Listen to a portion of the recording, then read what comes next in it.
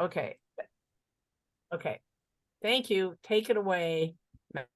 Perfect. All right, Maggie, thank you. And nice to meet you. I don't think we've met before, but great to meet you. Thanks for setting this up. And that's what we'll do first is introductions, make sure that those of us from UCDavis who are here tonight have a chance to introduce ourselves.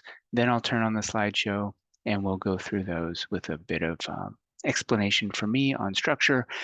I'll first introduce myself. I'm Matt Dulcich. I'm the Director of Facilities Planning for UCDavis Health, and it's great to be here tonight. Thank you for the invitation. And then I'll call on my colleagues first, Heather Davis, to introduce yourself. Hi, thanks for having me as well. I'm Heather Davis. I'm the Interim Director of Environmental Planning for UCDavis. That's great. And then Laura Nisnik-Williams, go ahead. Hi, everyone. Laura Nisnik-Williams. I'm Director for Government and Community Relations at UCDavis Health. Thank you, Laura. And Jana, I saw that you signed in. Thank you. Yes, so I'm Jana Obear. I'm a program director. I work for Jill Tomczyk in facilities design and planning for the California Tower and 48X. Perfect. Thanks, Jana. And Jake, you're here as well.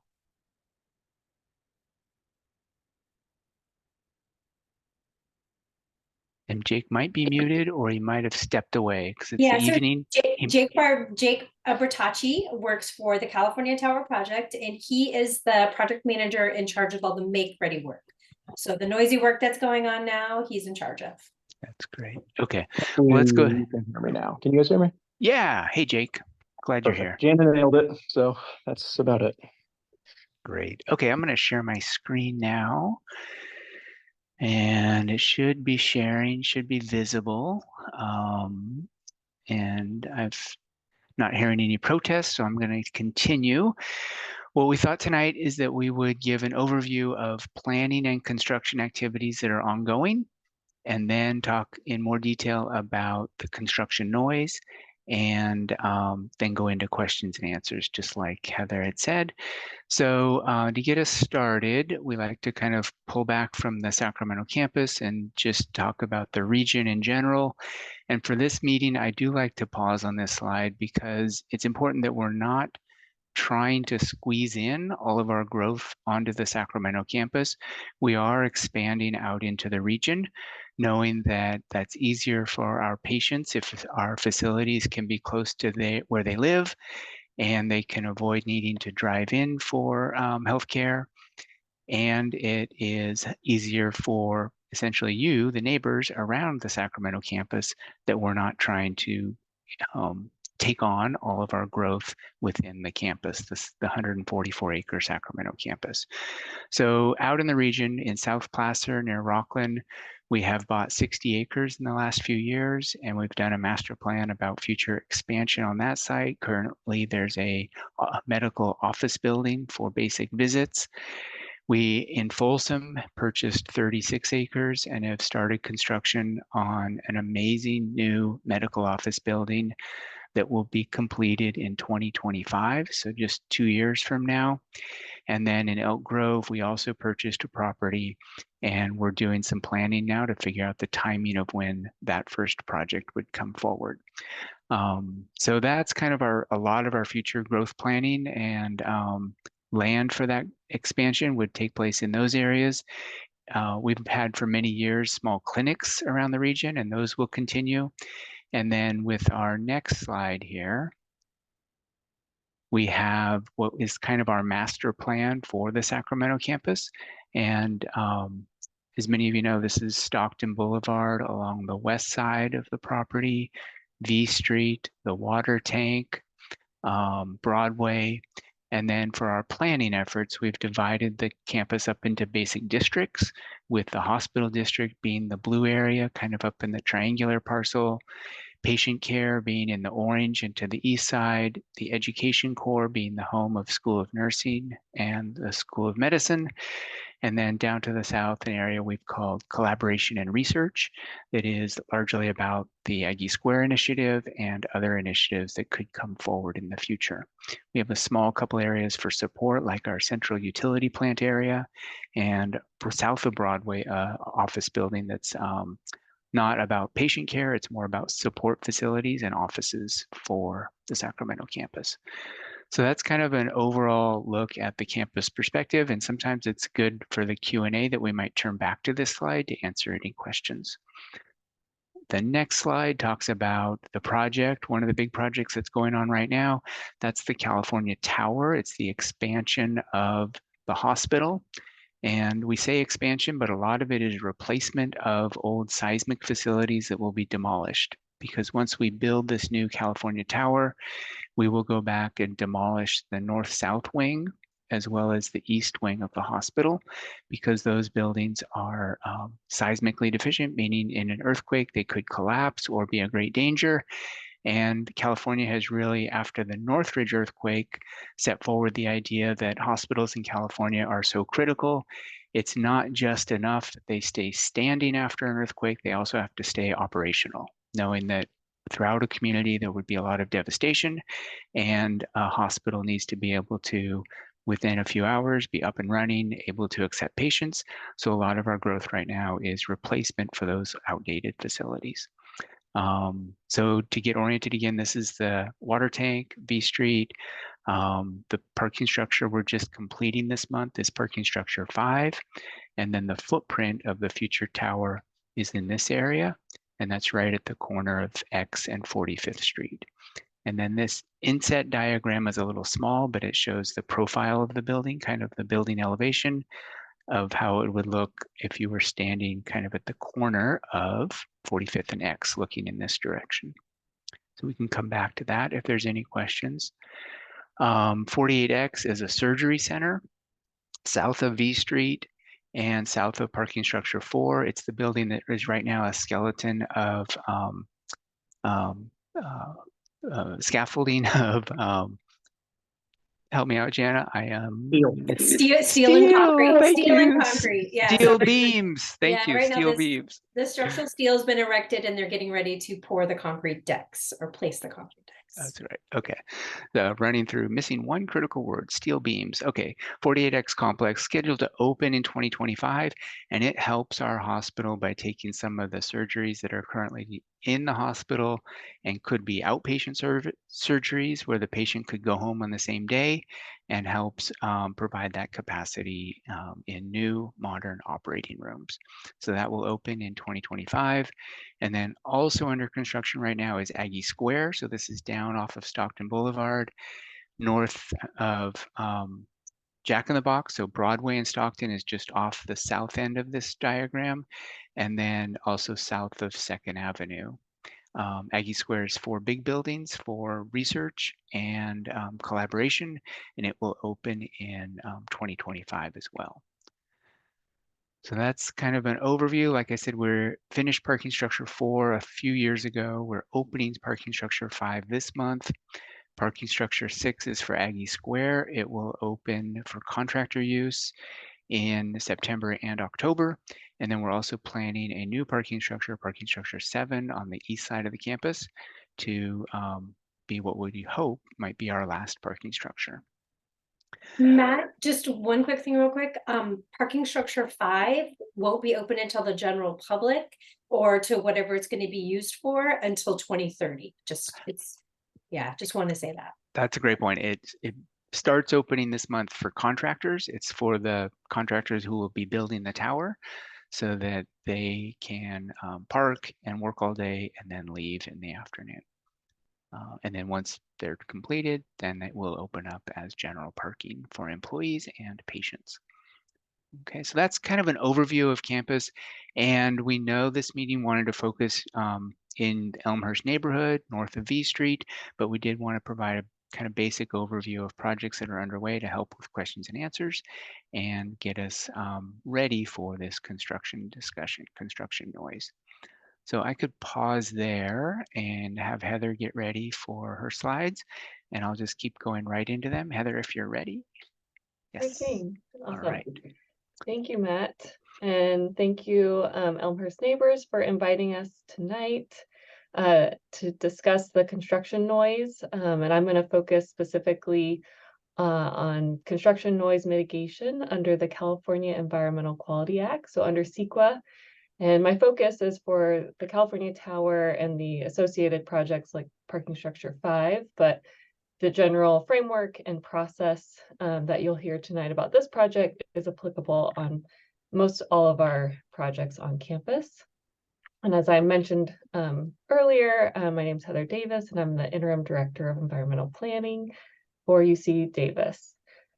Just to do kind of an overview, just to get our foundation about CEQA, UCDavis is a public agency, and that means that we are subject to CEQA.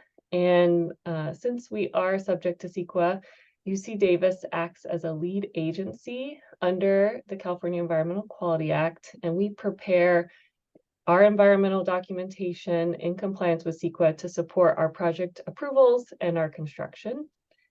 And the basic purpose of CEQA is to inform agency decision makers and the public about the potential significant environmental effects of a proposed project. And we look for ways, we identify ways in that environmental analysis to avoid or reduce those environmental impacts.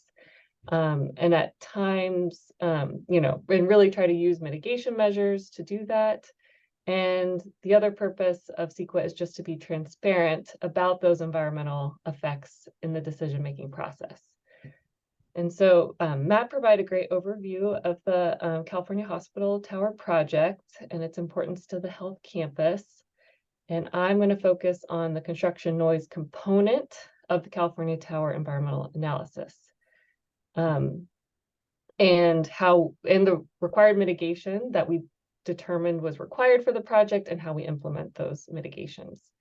And so in the environmental impact report, or the EIR, for the California Hospital Tower, we completed a detailed noise analysis for all construction phases of the project. And as with any construction project, there's going to be noise generated, but this project is really unlike any other project that we've done on this campus. It is a very large project. It is much taller than most of the other buildings on campus. The construction window is very long. It's also very close to residents, as you know, and the construction crews are working in an environment that needs to support ongoing operations of an existing hospital and ED, and is adjacent to a cancer center. So it's just a very kind of unique to the campus and to this part of Sacramento that we've really seen in terms of CEQA mitigation. So, and noise analysis. So getting back to the noise, in the EIR, we prepared a very detailed noise analysis specifically for construction noise for the entire construction project. And we really tried to be very conservative in that analysis, looking at a very reasonable worst case scenario during the project's construction. So that noise analysis looks at detailed equipment lists, construction phases, how long those pieces of equipment will be running, multiple pieces of equipment running at the same time, the location of that equipment potentially, and kind of the time frame. And in that noise analysis in the EIR, we found that the construction noise impacts were going to be significant and unavoidable. And what that means is that when something is significant and unavoidable, kind of in the CEQA world, it just means that there's no feasible mitigation available, or in this case, the mitigation measures available were not sufficient to reduce the impact to less than significant for both daytime construction and nighttime construction. And so we do have mitigation measures that we really do we wrote them to think of every single possible way to reduce noise impacts. And that's reflected in these mitigations that I'll be going through. But unfortunately, the conclusion of the EIR was that we couldn't get it to less than significant in all situations. So what are those mitigations? There are two that apply to the current California Tower construction that we're in. And the first being the daytime construction. And sorry, I'm not reading the chat. So if anybody wants to correct the direction I'm in, just feel free to pause me, sorry. Go ahead, Heather. I'll look okay. at the chat, but you can go right ahead. Am I on the right slide for you? Yes, thank you. Okay, yeah, I'll check the chat. No Thank problem. you, sorry. sorry if I'm missing something. Go right ahead. So just getting into the mitigation measures, there are two that apply right now. And the first is for the daytime construction, which is noise mitigation 1A. And then there's also a kind of one that adds to that for nighttime noise, which is noise mitigation 1B. And the key times that I think folks are very interested in is that daytime hours are Monday through Saturday, 7 a.m. to 6 p.m. and Sundays, 9 a.m. to 6 p.m. And our mitigations in the EIR really focus on requiring as much of the construction to be limited to the daytime hours when feasible. And the noise 1A focuses on many different things to try to reduce the construction noise impacts, because we really don't want to be loud and noisy. And so we're looking across the board for different solutions, and those are then required of the contractor. So some of those things include the use of quieter equipment, making sure they're modern and well maintained. They have exhaust mufflers. We look at how the construction is staged. So trying to block the line of sight of the loud work by putting buildings or trailers between the loud work and the sensitive receptors, the neighbors to the north. And we put up noise barriers where we can. And so we really try to be covering every single option that we have to try to reduce construction noise. And you know, there is about 10 really detailed items in the EIR, which I'm happy to share with those who'd like to get the complete list. And so we, UCDavis campus staff, we work really closely with the construction crews to stay within those daytime hours. Those requirements are in the contracts of the contractor, and the priority to work during the day is very much understood by those implementing the project. And so there are times when it is not feasible to do certain activities during the day, but if it's absolutely necessary, campus does allow nighttime work, as you know. And those situations are highly scrutinized, and we really look at limiting those situations to when the work might impact a really important utility or infrastructure work required for the operation of medical facilities during the day, or if the work is safer done during off hours for those folks who work on campus or for the construction crews, or if just the construction method itself requires cooler temperatures, in that case, like concrete pours. So as I mentioned, we do allow for nighttime work in the EIR, and then we have additional mitigation measures, and those are outlined in the noise 1B. Those kind of are additional. So in addition to just the daytime mitigation, then there are ones that you have to do in addition to that. And again, those are kind of trying to scrutinize how the logistics of that construction operation will happen, prohibit the use of impact tools during nighttime work, prohibit idling of inactive construction equipment are just some of the things that we have to do. And Heather, let me break in. Okay. If there's more detailed questions about techniques, we could get back to those. But I do see that we're a bit pressed for time. Oh, sure. Sorry. And I know that the board meeting or the rest of the meeting starts at 7. And I do want to quickly wrap us up, get into Q&A, and then offer we could come back or take other questions, and I'll start answering some of them in chat. But Laura, your slide here is about kind of the next steps, because we know, like Heather is saying, some of our work has to happen at night, and we do want to go kind of above and beyond with additional ways to get the word out and help with those notifications and taking in complaints when there's a complaint. So Laura, do you want to jump onto this slide? And Sure. actually, Matt, can I just say, I would Oh. prefer you not answer the questions in the chat, but rather that you verbalize the answers, because that way, you know, not sure. everybody saves the chat. And so I think let's try to do that if possible, or you can Sure, do Maggie. both, but That yeah. sounds good. I'll do that. Okay. Okay, so one of the things that we're hoping to do to make the neighbors informed about what's going on is we do have a monthly e-newsletter that anyone is welcome to sign up for. And I will put in the chat the email address to send that to. And so the email monthly newsletter has updates on the current project. So what has been done, fairly high level, what's going to happen, and then if something's going to be opening, what will be there. For the virtual open houses, we host those about 3 times a year, and that's where we give an overview of what's going on construction-wise, but also give the opportunity for anyone to ask questions. So similar to this format, but done on a more broad scale that involves not just the Elmhurst neighborhood, but anybody who wants to participate. The other thing in regard to concerns that a lot of the neighbors have had about we don't know what's going on or why there was some sort of construction, we have on our government and community relations webpage an area that has construction activity. And you'll notice if you scroll down, you'll see there's after hours activity charts. So we go ahead and we post when we know that there's going to be something done outside of regular business hours, and then why it's necessary to do those sort of things. So anyone can go on to that, click on it, and figure out what's going on a particular night and it's coming up.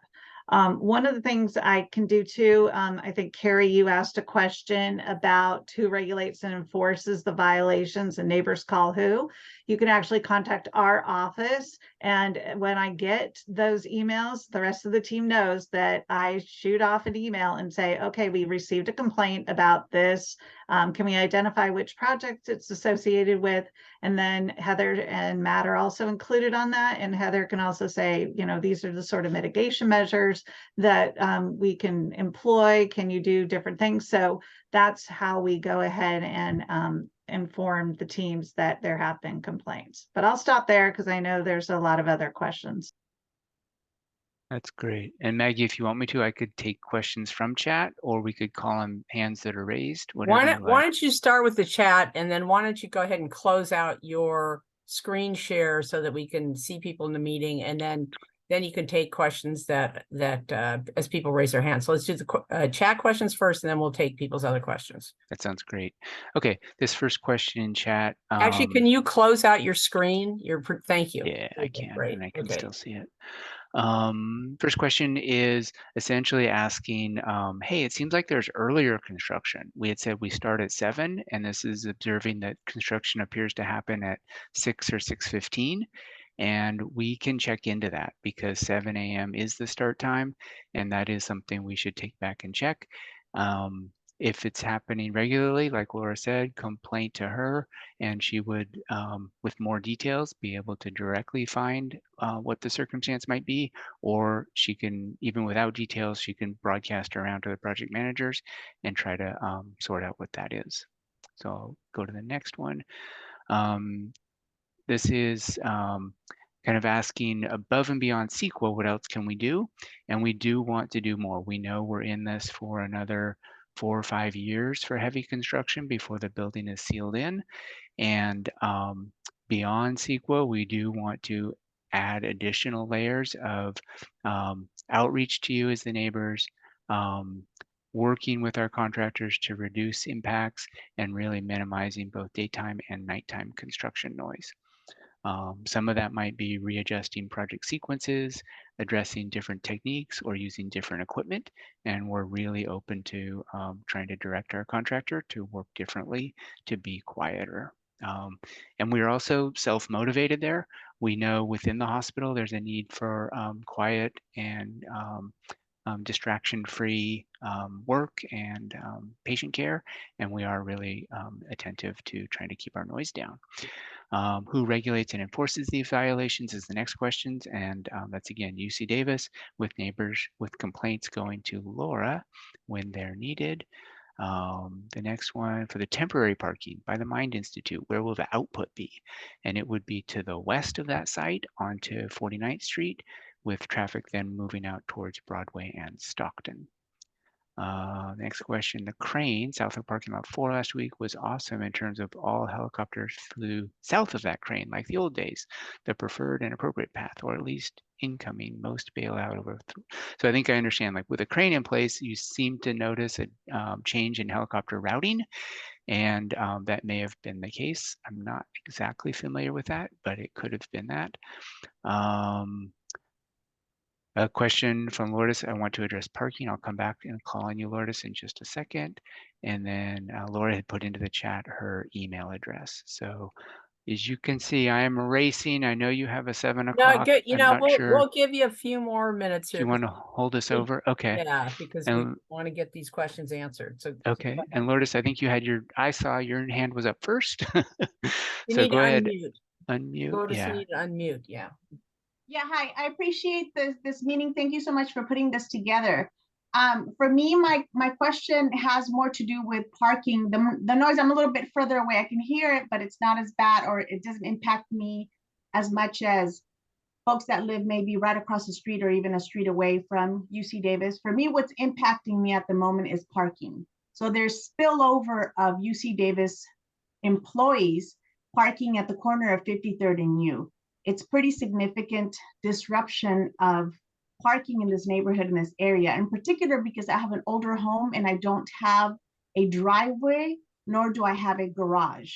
And so I'm not sure what you guys are doing, but I would appreciate it if A, there's a possibility in terms of mitigation that there's more parking available for UCDavis employees, and B, possibly at a price and a rate that they can actually afford, and that they don't block up and disrupt the parking for our household.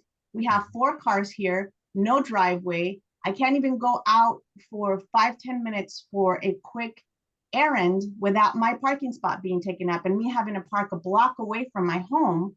And then I'm completely blocked away from being able to park right outside of my home. I have a younger daughter as well, who I have to be worried about if she comes in a little bit late and having to walk far away. Obviously, we have a safe neighborhood, but I still don't want her to walk far away. There's disruption with regard to the parkers here. My streets can't be cleaned. We have during leaf season, they run over the leaves. Is it okay if he just addresses your questions because of the time? Can you address Yes, thank that? you. Yeah. Yes, so she's not the only one. I want to say that. Yeah, yeah. I would say issue. not the only one and not the first time, right? This has been a problem, and it's partly why we've been building so many new parking structures, is to try to internalize that parking problem and put it more on our land and not out in the neighborhood. We don't view your surface parking as a solution to our facility needs. We want to have our employees park on campus. So last year we opened the parking structure. Sorry, someone? Yeah, I was just going to add in, once you're done, Matt, on some context. So. Oh, sure. Okay. So we are building more. This month we're opening for contractors first about 3,000 new spaces, and then parking structure 7 a year and a half from now will open, or sorry, 2 years from now, we'll open up another 1,000 spaces. So we think it will get better. We do charge for parking. It's about $2.50 a day for employees. It's pretty reasonable. And we are always open to those conversations with the city of Sacramento about creating parking districts to have no parking zones and have enforcement for that. And I think in the past, there have been ideas about doing that kind of thing in collaboration with the neighborhoods and the city. We're very open to that. We don't view that parking as critical, and it shouldn't be us asking that it stay as parking. It should be for the neighborhood. Matt, I'm going to add something really briefly. I've been working with the city of Sacramento as well to add some restrictive parking here in this area. And they're telling me that it's a challenge for the city to put up parking restrictions because there's some people that love it and some people that hate it. So I feel that there's more work that needs to be done between the city and UCDavis developing or developers in ensuring that whether or not people like it, it's still a nuisance. And we live in a kind of a suburb area, not downtown or midtown where parking should be. I shouldn't be having to fight for parking over here. So I think more needs to be done with your people talking to the city of Sacramento, because the city of Sacramento is moving very slowly on putting up the parking restriction because of political issues and maybe pressure buttons that they may be pushing from their residents here. So I think more needs to be done. And that's where I wanted to jump in. So I've had a couple of conversations with Vice Mayor Guerra's office and his staff relating this very issue, because if you don't have that and you want to get the parking restricted, then, you know, they need to work. I said we would write letters of support for those neighbors who are doing the petition to push forward that. So I think the enforcement is, somebody I think asked a question about license numbers for action. That would actually have to go to the city of Sacramento because those are city streets. And there's also a question in the chat about the abuse of handicap placards. And that's not, again, something that we're able to do. If somebody, you know, that's something that we are not allowed to do, is to try to figure out if somebody's utilizing a disabled placard or not. So, but I can, you know, if you want to email me, we could talk offline a little bit more and see how we can help you get that restricted parking in your neighborhood. So the email Laura, for our thank you. office is the community relations email.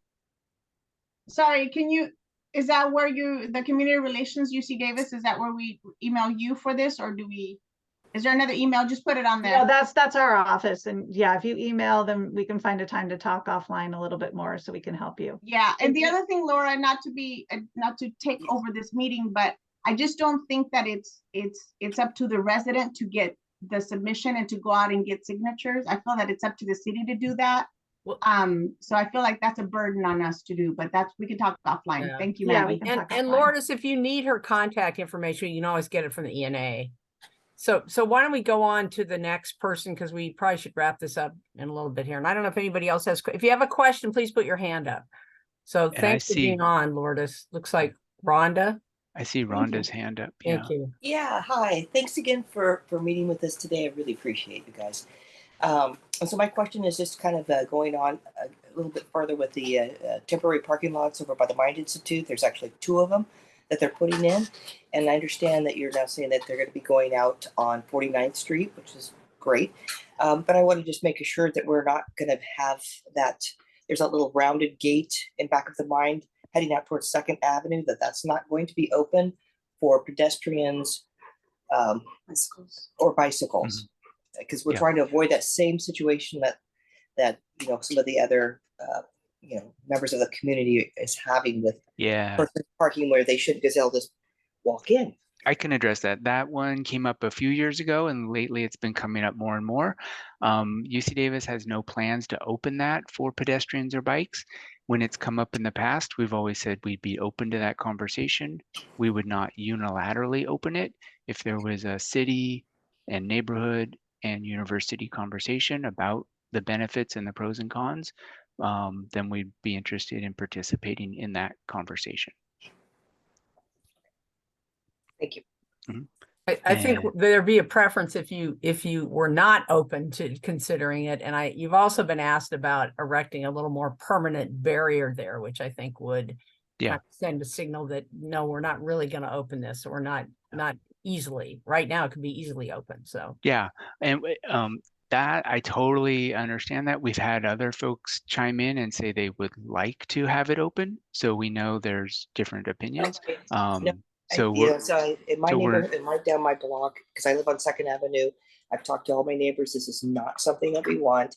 As a matter of fact, we'd like to see more of a permanent structure, specifically because individuals are parking in the roundabout that work for UCD and hopping over the fence. I personally can't do it, but there are those who can. So it would be nice to see a more permanent, you know, structure there. Yeah, and I want to go into Deborah's question, but I also know we got copies of messages that people sent, and the only message I saw about somebody who wanted 2nd Avenue open doesn't live on 2nd Avenue. They live on 57th Street, so they're not even impacted. So I think you really have to look at the people on 2nd Avenue, not somebody who's would not be impacted by this. But I think we could go to Deborah's question. Okay, I think I'm unmuted. I'll do this. I wanted to know when the crane for the California Tower is expected to be erected, and if there's any plans to update or embellish your noise contour evaluations. Because on my end of the neighborhood, which is around 39th or 37th to 42nd Street, the helicopter noise has been atrocious, and we expect it to get worse when the crane's erected. Yeah, we can answer that. And let me do a little bridge on the question. So it's not construction noise, it's the concern that once the tower crane goes up, that could affect helicopter flight paths. And that could affect then the noise and how noise is broadcast into the neighborhood. So Jana, if you're on, do you know the month that the tower crane will go up for the hospital tower? I would have to specifically get you a month, but it'll take us probably 6 months to build the tower cranes. We have 2 tower cranes that will need to be erected. Our make ready work completes in roughly summer of 2024. So shortly after that, we will start building the bases to erect the cranes. So more than likely, they will start the beginning of 25. That's great. Okay, beginning of 25 for the cranes. And then Okay, what about updated noise studies? yeah, Yeah, and For then the contours, and then because they Heather, are not working the way they are. yeah, and then I think with that, and I'll ask Heather to see if I have it wrong, but I think with that we would have maybe new information about the placement and the details of those cranes, and we'll take a look at whether the old analysis is adequate or whether we need to update it. Right.